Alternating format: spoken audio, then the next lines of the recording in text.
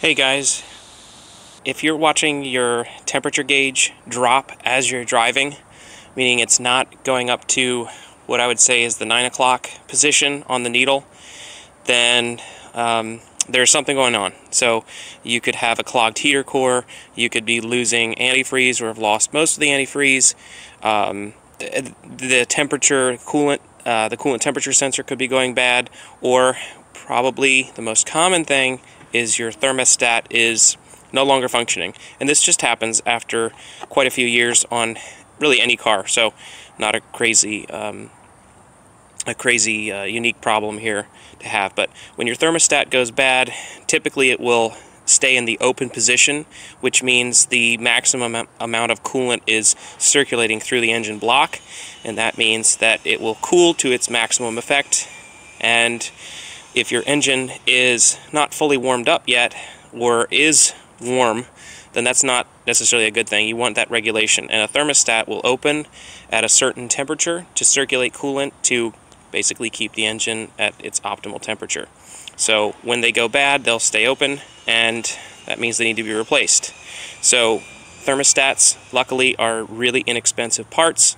This one I got from Rock Auto, and on this particular car, this is a 2004 93, the thermostat is positioned right here. This manifold, or this connection right here, is secured by several bolts.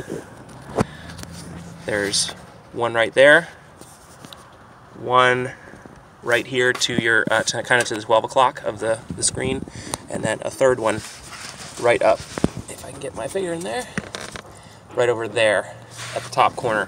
So 3 bolts, and what I'm going to do is go ahead and change that out.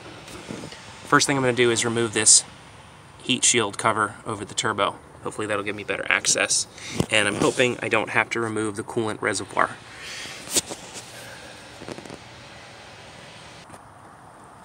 Alright, so we're going to need a small ratchet and a 10mm socket to get these covers off.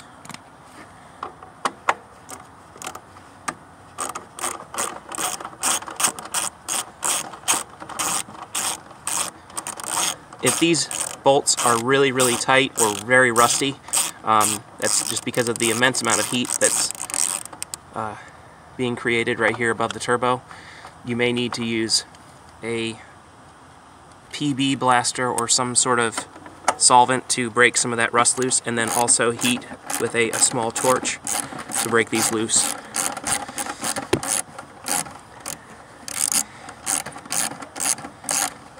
So your temperature on your car should remain on your Saab. Most cars, it should kind of remain in the center position. If it's going down, that's not a good thing during normal driving. The engine needs to remain at that constant temperature. The oil that's lubricating the engine needs to be, looks like there's one more, something else holding this on here. Alright, so there is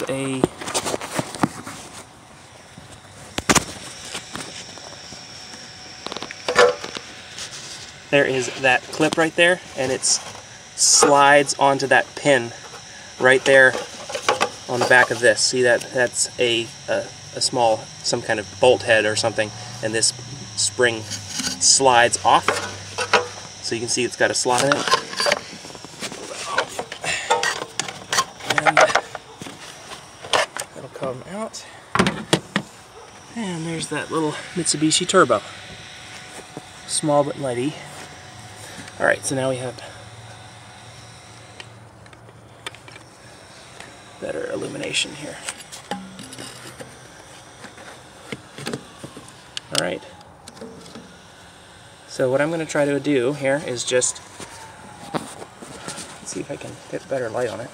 Remove these 3 bolts. I'll kind of center. There's one right there, and right there.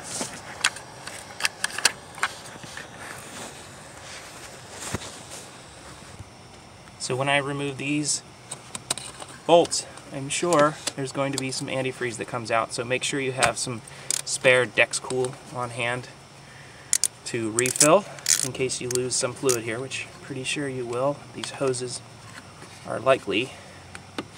So right here I'm having a hard time because the reservoir tank's in the way, so I'm going to use a universal joint.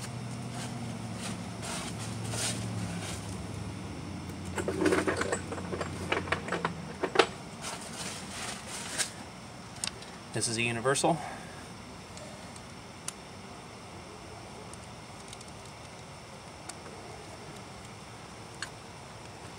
That should give me access to this one right here.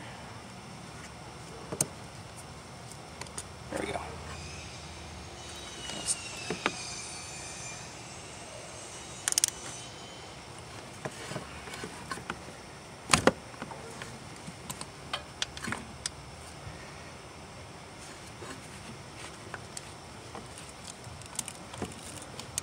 Fast forward if you don't want to watch this process. Alright, so that one's broken loose. And the last one.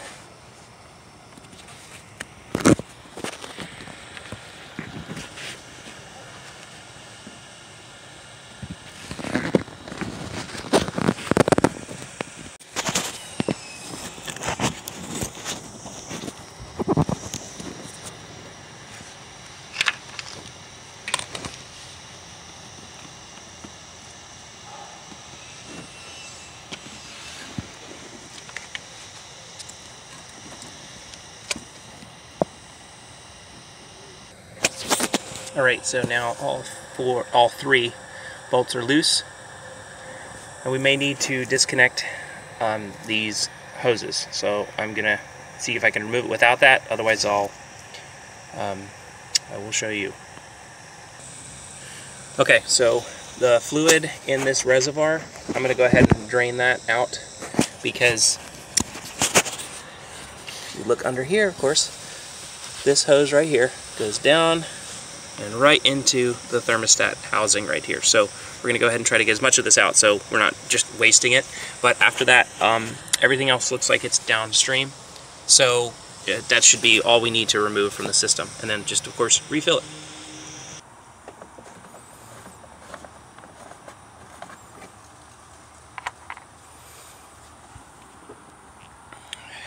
So if you don't have a vacuum pump of some sort and you don't want to try to siphon by kind of pulling on this with your lungs, then I'm just using this little rubber hose and this connector, and I just basically create a natural vacuum if I just blow into this section right here, and then because of the density of this fluid, I should be able to get the fluid into this, because obviously air is a less dense fluid than the antifreeze. Alright, so now the fluid is out of the reservoir.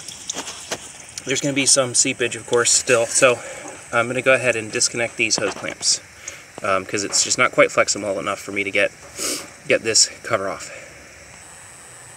Alright, so you don't need to remove these hose clamps, so I just discovered that. So I'm going to just go ahead and bend this up and out of the way, and you can see the little thermostat down there. We'll just go ahead and pop that out. Try to be careful to not get debris into that aperture right there. So we'll go ahead and do that next. Alright, so you can kind of see what I did here. I pushed this S-shaped section just up past the brake booster right here, the housing, because it was kind of in the way. So just kind of bend it up and push it that way, and that should give you enough clearance to pop this guy out. And our thermostat is out. There you go. Alright guys, so I took the old seal out, and this may have been the failure point.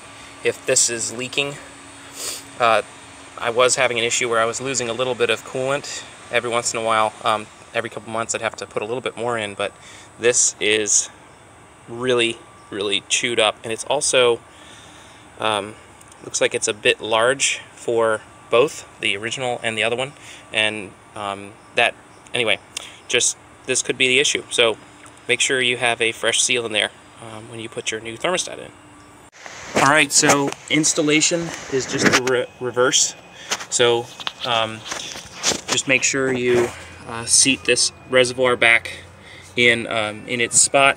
One thing I noticed as well, that I think I posted a video earlier about it, is this reservoir is kind of loose in these little mounts. So what I did was I added a little piece of rubber hose at just one side, and because it would just kind of move around before over small bumps, and you'd hear this light rattling in the car. So just put a little piece of rubber hose right there, just kind of stuff it in there, and then reinsert the reservoir back into the mounts, and then it actually just quiets it down.